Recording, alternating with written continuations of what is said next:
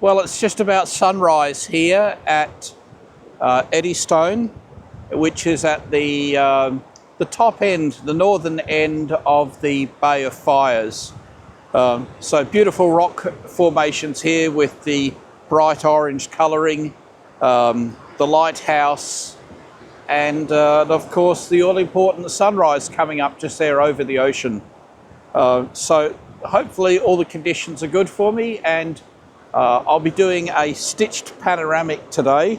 So looking to take several images and then stitch them together.